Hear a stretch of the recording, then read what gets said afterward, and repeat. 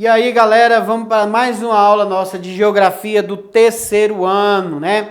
E aí nós vamos ver hoje, né, estrutura interna da Terra, né? Vamos passar rapidinho que essa aqui já está na memória de todos. Então vamos lá. A estrutura interna da Terra. A Terra se divide em camadas. Nós temos a crosta, manto e núcleo.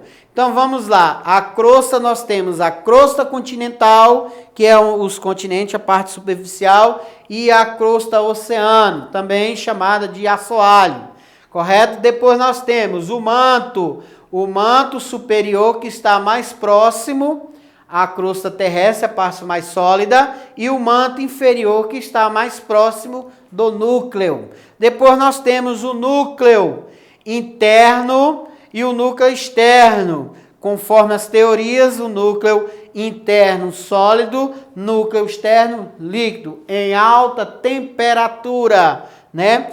Em alta temperatura. Então, quais são as camadas da Terra? Crosta, manto e núcleo. A crosta se divide em crosta oceânica e crosta continental. O manto se divide em manto superior e manto inferior.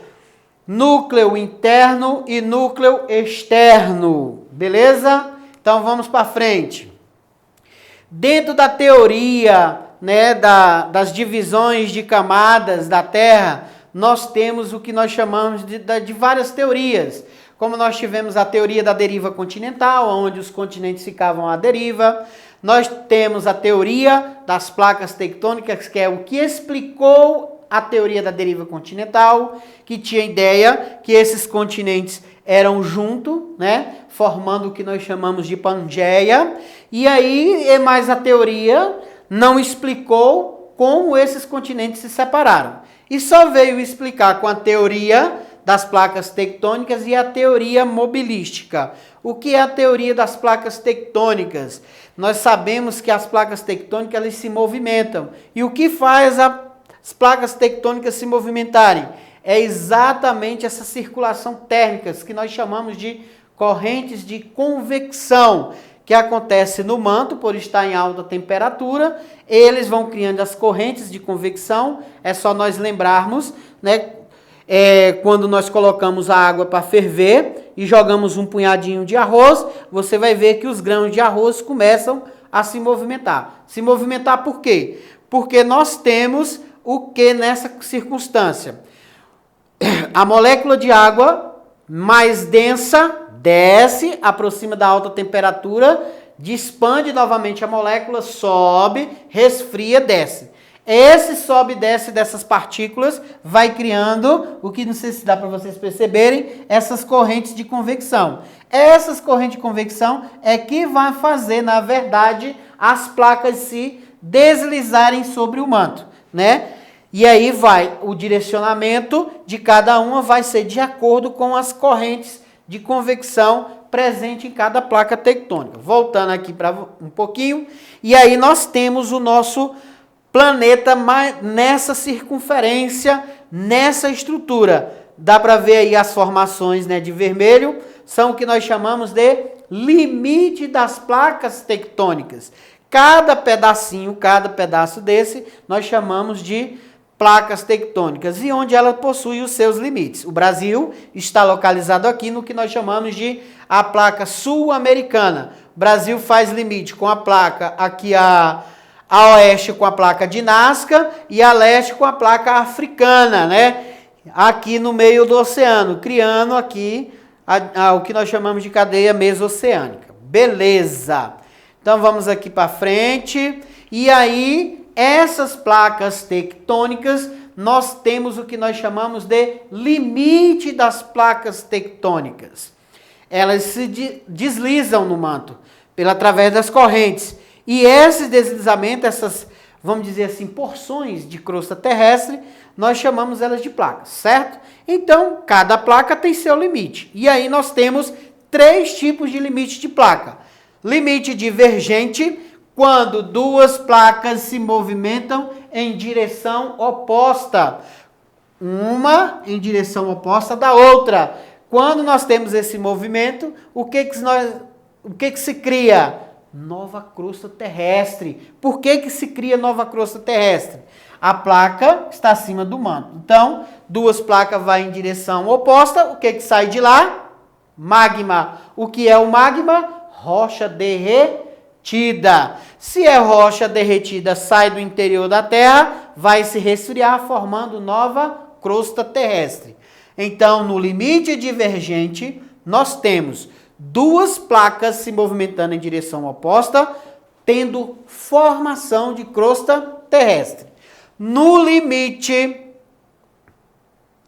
convergente, nós temos o diferencial, que é o choque entre duas placas tectônicas, aonde a mais densa desce em direção ao manto, né?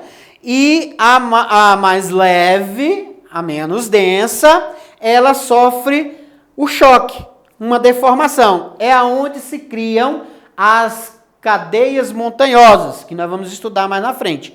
Então, há um choque e uma desce em direção ao manto, certo? E quando essa crosta desce em direção ao manto e o manto está em alta temperatura, há um derretimento de crosta. Então, nós temos perda de crosta terrestre, ok? Então, no limite divergente, duas placas se movimentam em direção oposta, mas nós temos formação de crosta.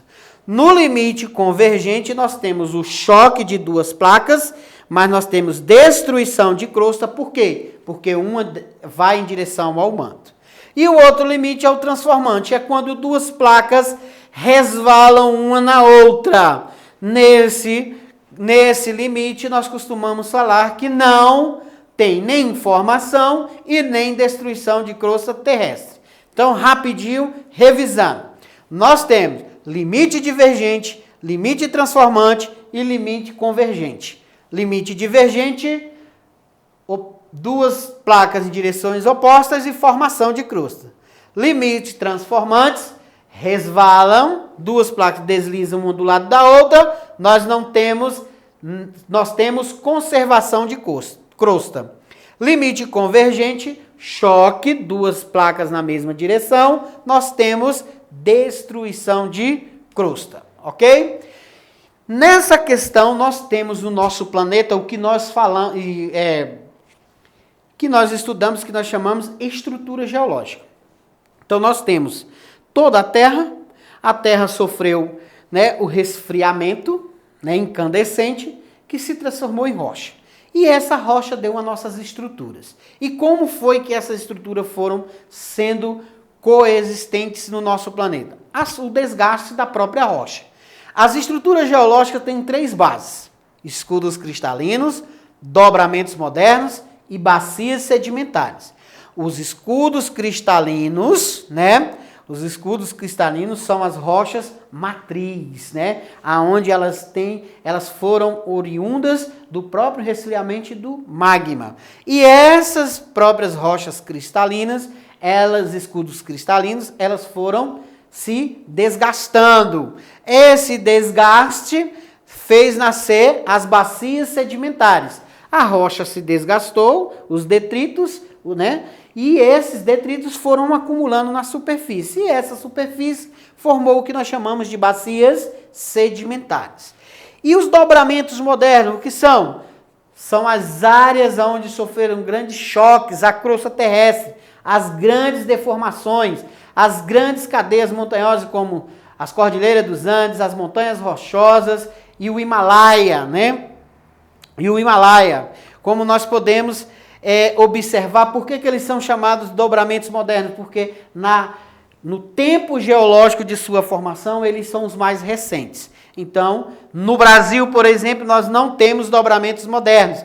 Nós só temos escudos cristalinos e bacias sedimentares, ok? Então, aqui coloquei para vocês tudo que vem do interior da Terra, na questão o magma, né? Que é o magma, ele vem em forma de rocha derretida. E ele vai se resfriando. No que se ele no que se resfriam, ele forma nossas estruturas que nós temos. E a própria rocha, ela vai se decompondo, se erodindo com o tempo e vai formando as bacias de sedimentos, né, da decomposição. Claro que nós temos outras composições de sedimentos hoje, que é a questão dos seres vivos, né, tanto animal como vegetal. E aí nós temos, nessa estrutura geológica, nós temos 3 tipos de rocha. Quais são os 3 tipos de rochas? Rochas magmáticas, que também são chamadas de rochas ígneas, rochas metamórficas e rochas sedimentares. As rochas metamórficas, né?